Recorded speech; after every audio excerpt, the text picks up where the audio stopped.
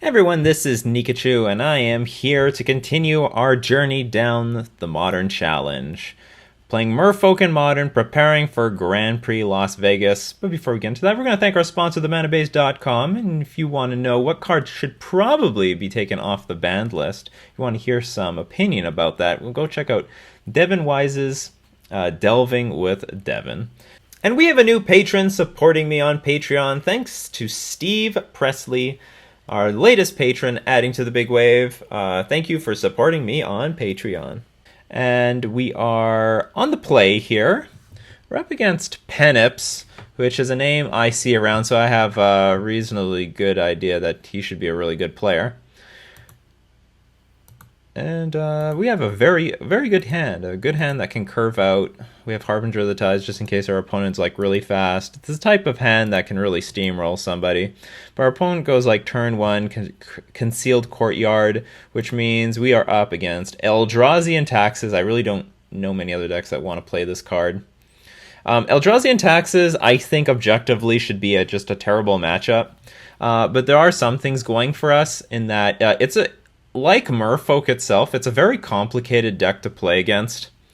It has a lot of lines of play, but not all of them are good. Like you can flash in Flicker Wisp with Aether Vial, you can do a lot of things with Wasteland Strangler and Tidehallow Sculler interacting with Eldrazi Displacer. There's a lot of stuff you can do. I mean, Thought-Knot Seer, taking the right card and planning out your turns. It's quite complicated, and it's the barrier to making this deck like super tier 1. I think it's a very good deck. It's won big tournaments online, but it hasn't been considered like tier 1 yet. I think because of all its complex lines of play. And you do have to look at it like a 3-color deck. It plays white, it plays black, and it plays colorless for Thought-Knot Seer, and I think occasionally Reality Smasher if they play that. And of course, to use the Displacer's ability, it needs colorless mana. So we've got more lands. So I'm just going to dump my hand, try to attack them as quickly as possible. Unfortunately, I don't have a great hand. Harbinger of the Tides is okay. It is important to get the Lords out, though. Lords out before they play Thought-Knot Seer. I think that's one key strategy I have against them, is that I prioritize the Island Walk Lords, or even just any Lords in general. Get them on the battlefield before they Thought-Knot Seer you, because it's going to be your route to victory. So our opponent plays Path to Exile, fortunately, so we don't really have much going for us. No Island Walker. So Caves of Koilos is out. Tidehallow Sculler comes out. This is all incredibly annoying. Our opponent has a very good start, and now our hand has been completely dismantled. But we're still kicking. Got the Lord of Atlantis, and I don't think there's any reason to keep any cards in my hand, especially after my opponent knows them. So I'm going to play the Lord of Atlantis. Harbinger of the Tide still has some value if we can like somehow bounce this guy. We're vulnerable to Wasteland. Basically, we're really dead if our opponent has a Wasteland Strangler hand. There's nothing we can do about that at all. I don't know how much I want to hold on to this Cavern of Souls, but I also, to some degree, don't want to play it just in case I draw a Smuggler's Copter. So opponent has Eldrazi Temple. They're gonna slam the Thought-Knot Seer. We're gonna vial in our Harbinger. Harbinger gonna get nothing. So other interesting dynamics about this matchup, if they don't have removal, Lords on the table make it hard for Thought-Knot Seer to attack into us, because we can easily either sometimes just trade, like if we have 2 Lords on the table, they're 3/3 creatures, and Thought-Knot Seer can only trade with 1. And even in this situation, he may not want to attack, because I'll double block, and even though I'll lose these 2 creatures, he'll lose his Thought-Knot Seer, and I'll draw a card. They don't have, aside from Flicker Wisp, they don't have many good ways of getting damage through.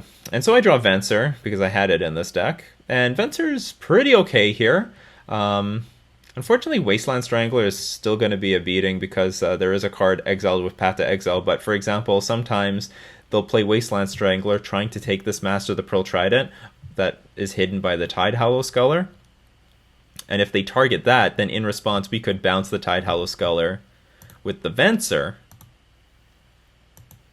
and get the Merfolk back, and then Wasteland Strangler does nothing.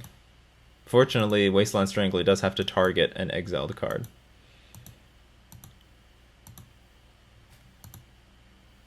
Our opponent now plays Eldrazi Displacer.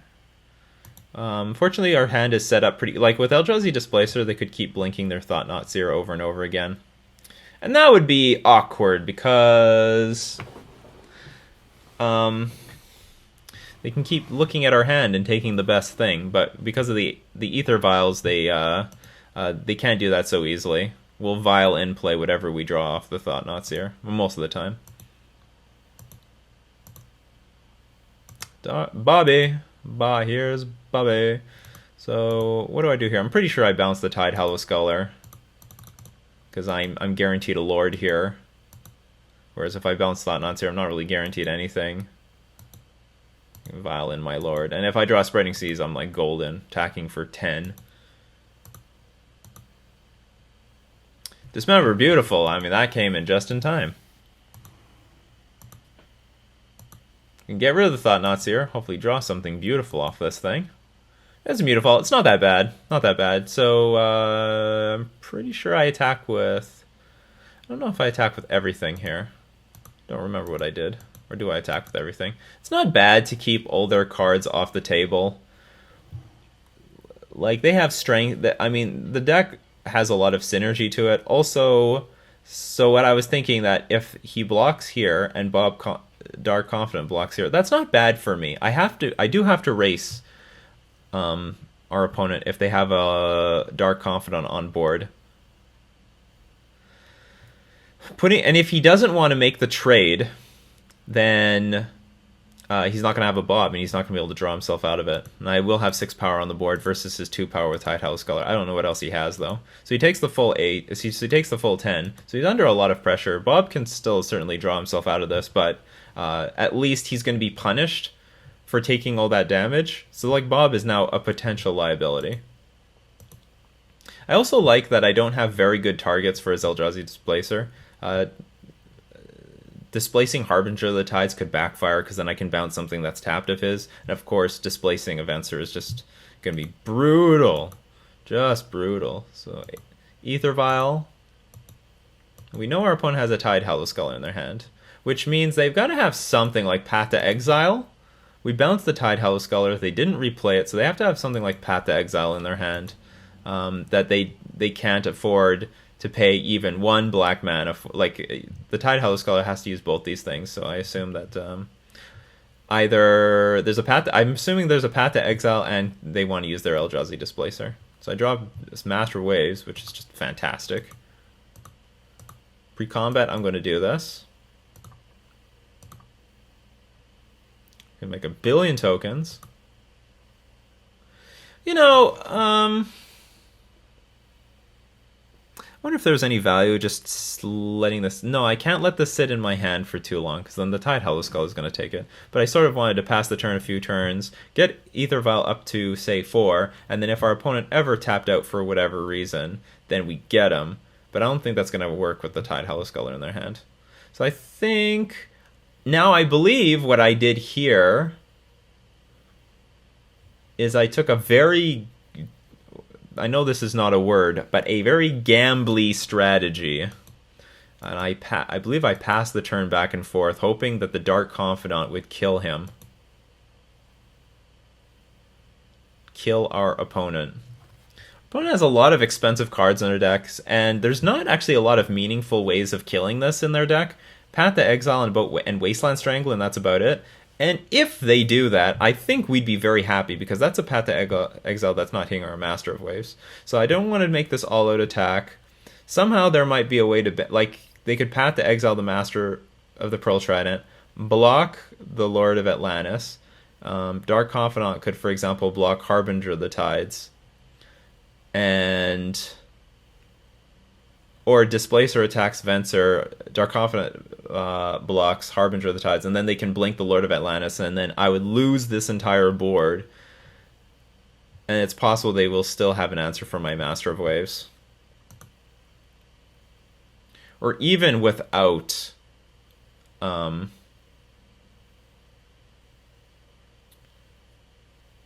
let's see, how would Path to Exile work? They could make a Supreme block, just exchange everything off, Path to Exile, take 2 damage. And I think that's fine for them.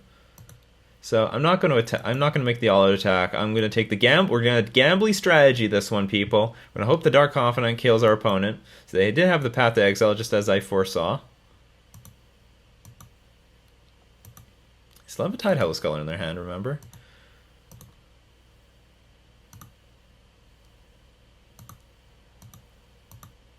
And they're going to tap something. Harbinger's not so bad here because nothing I can do. I can't bounce anything of theirs. So Dark Confidant finds Ether Vial. Ether Vial revealed. Pretty good. Ether Vial is useless. Unfortunately, there's not many 5-drops in the deck that can really punish them. But our opponent plays Thalia, which signifies again to me that they have another Path to Exile. Our opponent could have played. Well, I mean, I guess it could have been Thalia, and they have the blink thing activated. But I feel like they could also play. No, I guess they really need to blink. They need to be on the defensive. An alternative line is they play Thalia. No, do you know what? Okay, so this does not really represent Path to Exile.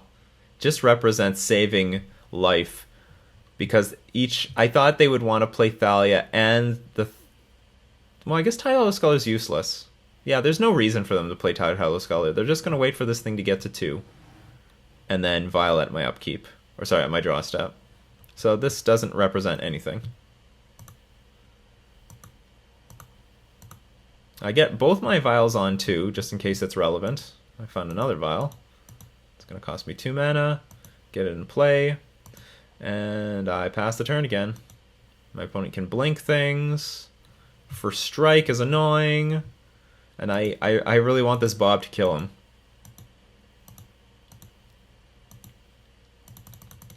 Harbinger gets tapped. Come on, Bobby, what can you do for me?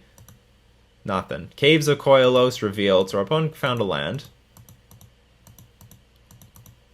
Leon Arbiter, not really doing very much here. Just a bear. I get a land, I do nothing. They're going to try to Tide Hellscalar me. They're going to find nothing. Again, we're going to pass the turn. Come on, Bob. Get greedy here. Just like how I'm getting greedy. And the more and more creatures that enter the battlefield, the less I'm inclined to do anything about it. Still, I have like a pretty good defense. I got Mutavaults and stuff, so they can't attack into me at anytime soon. But they got Ghost Quarter now, so that neuters the Mutavault. So things getting worse and worse and worse. And mind you, my opponent now has the Eldrazi Displacer Tide Hellscalar combo right now. And they could displace 1-2 times. And I believe I'm about to get the Spreading Seas wiped out of my hand. I think it might have been inaccurate to jump all these things up, because in response to one activation, if let's say I activate Vial for 2, they could just in respawn do this again. Although I guess I could fake them out. I could activate the Vial for 4 first, and they would be very incentivized to blink at this thing in response, and then so I guess maybe it's not so bad. They don't know which one's the real one. But the point is, if I had 2 on 2, I probably get the Vial activation to work in response to these Eldrazi Displacer activations. So they take my Spreading Seas. Not that it was super big hot news, because they had the Ghost Quarter for it anyway.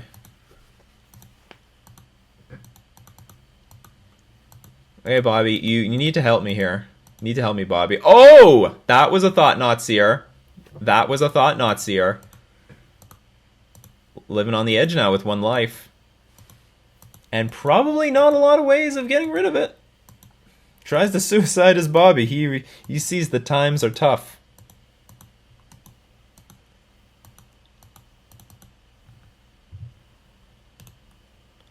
Plays the Thought-Knot Seer. I got nothing. I have this lone land in my hand. Our opponent does not have the mana to blink the Tide Hellscalar. There's a way of blinking the Tide Hellskull and exiling it permanently.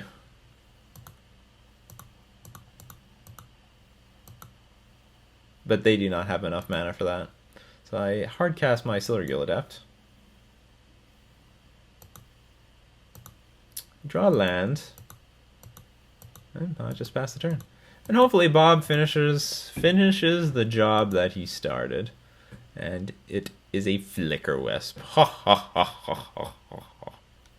And that's going to be the manabase.com Get Dunked On instant replay.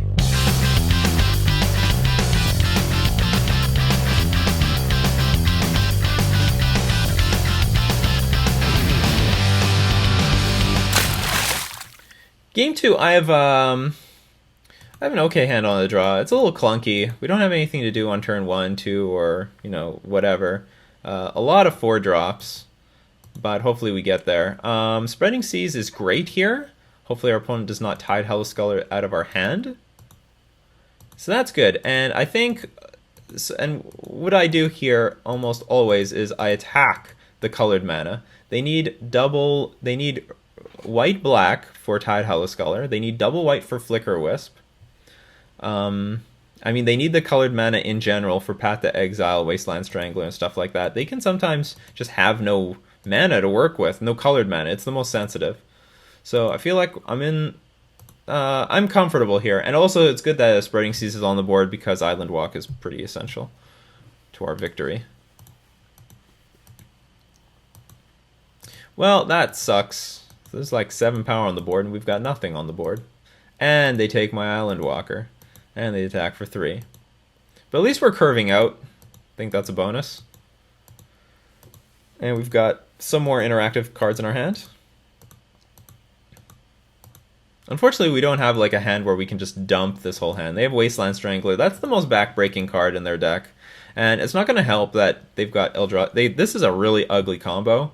Because they can continuously blink Thought-Knot Seer at least once a turn to eat a card in my hand and exile it, and then from there they'll displace that card that got exiled, and then kill basically whatever I have on the board. So not looking good. Not looking good for Merfolk. Put Master Waves in play. Got Path to Exile. Sure. This game wasn't getting any better.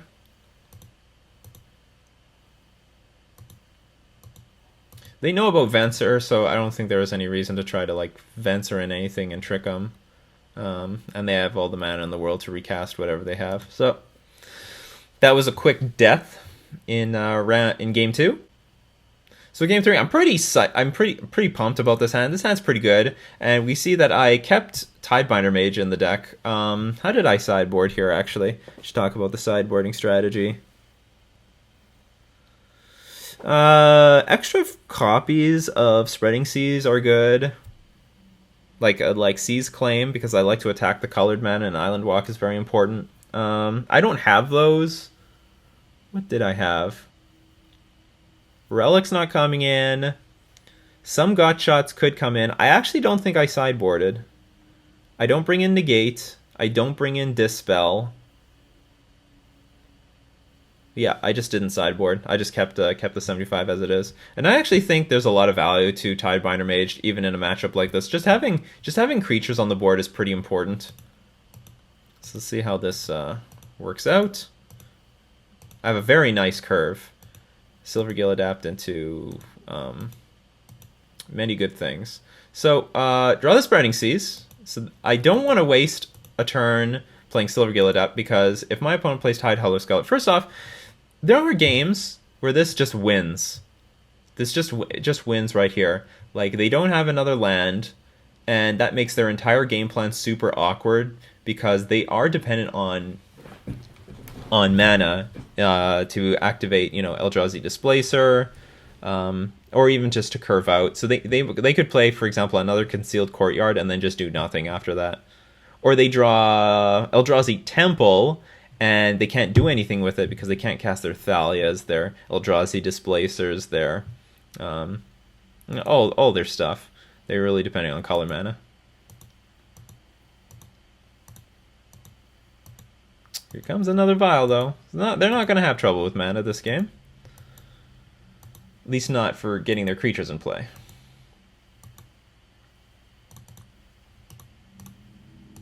Still, hand's looking pretty good. Too bad we didn't draw that Curse Catcher a little bit earlier. And now I'm going to start committing creatures to the board. Of course, we're going to play our Silvergill Adept.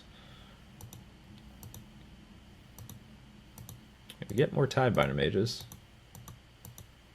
Still not bad. Not bad. Not great or anything, but not bad. And I remember that with the Vial triggers on the stack, I want to get this Lord of Atlantis in play before... Because, for example, let's say they tick it up to 2 and at end of turn I activate Ether Vial, then they could, in response, activate Ether Vial on 2, put Tidehowl Sculler into play, and take their best creature, which I think is Lord of Atlantis. So I get this Lord of Atlantis in play, like, ASAP. Because it's really important. It's more important than all the other creatures.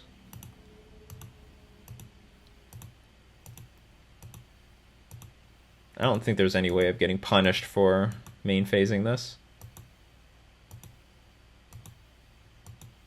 Well, maybe a maybe a hard-casted Wasteland Strangler, but I don't really think so. Harbinger of the Tide's gone. This is sort of a nice opportunity to get in 6 damage. I don't remember what I did. Yeah, I think I did go for that 6 damage because it's a pretty mana efficient use of my turn. I can play Curse Catcher off of the extra land and Vial in a Tidebinder Mage.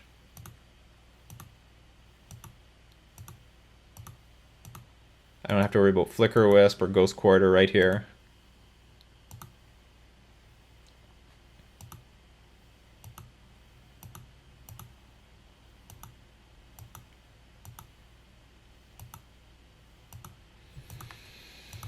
So I have a pretty good curve. I'm curving out pretty well, but I think our opponent is about to do a lot better job, a much better job.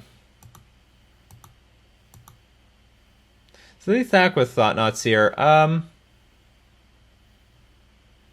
Pretty sure that they have some sort of removal spell for Lord of Atlantis. There's no good way of blocking this. Even if I like Violent Tidebinder Mage and do a triple block, they can still path the Lord of Atlantis and then eat up the other 2 creatures. So I opt not to block. Pretty sure I opt not to block. Assuming I'm thinking right now as I was thinking in the game, I don't block. Let's Violent a Tidebinder Mage. Can't remember what I do with my turn here. Pretty sure I don't tick up the Vial because it's not mandatory. Let's say I draw a land. Well, then Venser's online. Let's say I don't draw a land. Well, I probably can play that creature or non-creature spell and Vial in the Tidebinder Mage. Yeah, and I just leave it on 2. Oh, there we go. I got a Mara Reejerey. Mara Reejerey, a bit awkward here because opponent has 2 Vials activated, so there's no really good way to attack here, especially since I'm pretty certain my opponent is representing like Path to Exile or some sort of removal spell. But I'm going to send in, I guess, the Dorks. I think I remember I was thinking if they Path to Exile Lord of Atlantis or Mara Reejerey, these are still 3/3 creatures, and the only way I'm going to get completely blown out is if they have Wasteland Strangler and Path to Exile. But if that was the case, I can't play around that. They can still Path to Exile this and Wasteland Strangler this thing anyway. I just cannot do anything about it. But if they wanted to path this and then play, say, Eldrazi Displacer and block one of these things, then they would be trading with the creature, so I'm fine sending those guys in. So we are going to see some big dummy. We're going to see Eldrazi Displacer.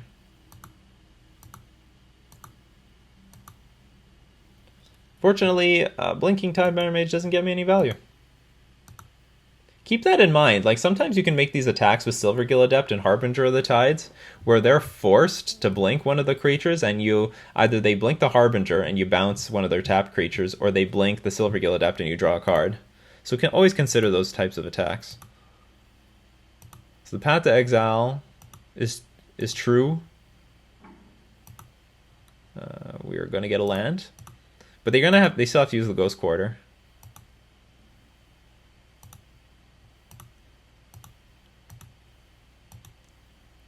they choose not to. I don't see any reason to put this Tidebinder Mage in play right now at all. Oh, it might have had something to do with the Thought-Knot Seer, actually. Oh yeah, okay, so that's reasonable. Next turn they could start blinking Thought-Knot Seer. Or at some point start blinking Thought-Knot Seer, and then eat my Tidebinder Mage in response to me activating Vial. So, you know what, the situation's not too bad. I don't really have Island Walk because they got the Ghost Quarter on the board, but it's not the end of the world. We have a lot of creatures in play, and just one more Lord is going to make all the difference, and then soon I'll be able to... actually, I can't really bounce the Thought-Knot Seer at end of turn because they can always blink it with the Displacer. They're at 10 life, 2 cards in hand. They're not really playing anything. What do I do here? I actually think I should do nothing. I should pass the turn. I'm also in a very awkward spot in that if I bounce either of these creatures, it doesn't matter because they've got an Ether Vial on 4 and an Ether Vial on 3. So no matter what I bounce with the Venser, it's just going to get reviled into play. So I really should use Venser as a way of protecting, I guess, any of these guys. That might have been what I was thinking. If this thing dies for any reason, I can Venser it in, grab it, and then revile it in. But this thing's gonna die for sure. You can't trade with anything. Let's see what happens. I don't remember. Now this tournament was like long enough ago that I don't remember what happened. So they do Ghost Quarter. They're in blocking mode. Aha, yeah, none of this really works.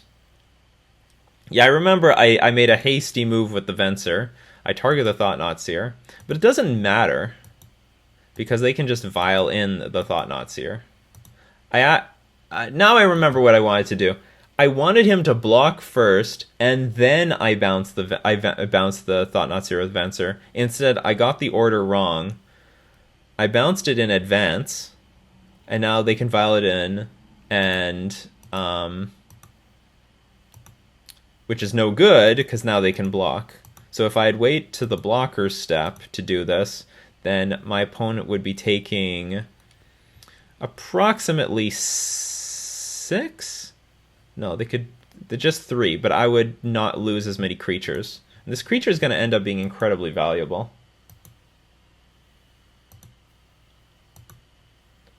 So I try to fake out my opponent. I activate the Ether Vial, representing another Lord, and what I can do is get my opponent to blink the Thought-Knot Seer to try to save my Tidebinder Mage. See, if I activate... Let's say I have a Lord in hand, so now I want my opponent to play Eldrazi Displacer to target Thought-Knot Seer. Otherwise, they're going to lose everything. They're going to lose everything. The risk of me having a Lord is really strong. So if they blink Thought-Knot Seer to grab my Lord, then it takes Thought-Knot Seer out of combat, and I'm going to save the Tidebinder Mage. I can't remember. Do they go for it? I think they go for it, but I don't remember. They blink the Tidebinder Mage instead. So my bluff didn't work. I have nothing to show them. Or did it not work because they Thought-Knot Seered and they know exactly what I have?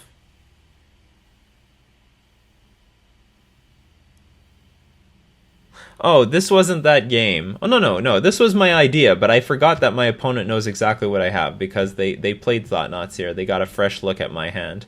They know I have just 2 islands. So this was a very stupid bluff. I got in 3 damage. That's not so bad. This is a match where I think if I could play a little bit tighter, I could have pulled it through. My opponent is... for example, just playing Venser after the blocker step, I would get to save a creature, and that could mean so much. That could mean so much going into the final turns of this game. I would have an extra 3 power on the board. That means so much right now. See, my opponent's flooding out, and I'm not really capitalizing on this game very well. And maybe I didn't have to throw my Curse Catcher away. That power could still be on the board.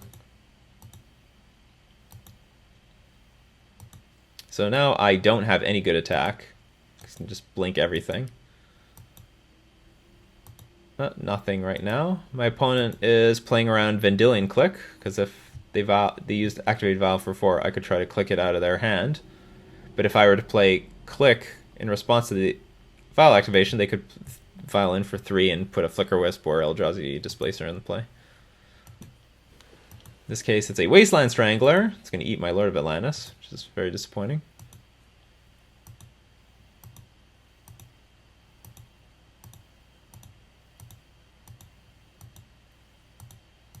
Gonna blink my stuff, and now I'm pretty doomed here. There's a lot of mana on the board. Wasteland Strangler is gonna eat like creature by creature by creature, and the game is just out of reach. I'm just doomed here. I'm not beating this. I'm not beating any of this. So as we see now, that my opponent actually had like nothing in hand. It was just like a bunch of lands and just these 3 creatures. Maybe if I had known what was in my opponent's hand, I could have made some more aggressive attacks earlier on in the game. And there's no good blocks for me because they can just blink whatever they want, including the Wasteland Strangler. I'm not even sure what I'm trying to dry to because none of this works. Thought not seer, that's fine. I got the Vial. But do you know what? They got this activation, so joke's on me. But then joke's on them. I'm going to dismember this thing. I'm going to draw an extra card. But I think all this stuff now resolves and I lose it all. Darn it, I almost like broke through all that garbage. And I think I give up here. And I give up here and I lose. So yeah, that's our match against Eldrazi and Taxes. Tough matchup. It's tough, and I think if your opponent knows what they're doing, then it's going to be even tougher. It's a beatable match. I don't lose to it as much as I think I should. I have like pretty even results against them, but I think against a really skilled pilot, that's when you're going to have trouble. And of course, any hands that they have Wasteland Strangler are going to be a beating. But I think the Wasteland Strangler hands are pretty beatable depending on how you curve out. I think if Tectonic Edges in the sideboard, you should like take out the Aether Vials on the play, bring in the Tectonic Edges, and then on the draw bring the Aether Vials back in. Yet that's it for our match for today. We're going to thank our patrons for supporting me on Patreon. Absolutely love you patrons. And we're going to thank our sponsor, themanabase.com. This has been Nikachu playing Merfolk in Modern.